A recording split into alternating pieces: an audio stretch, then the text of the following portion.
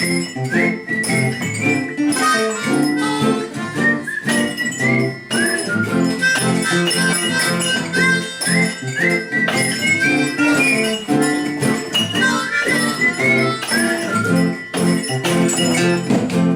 ti senti a 30 anni, ora che hai 30 e soffri dei miei stessi piani, pensando di avere 20.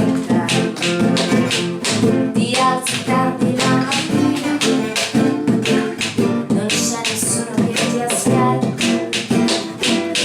tu lo sai che non è vero, ma perché andare in fretta?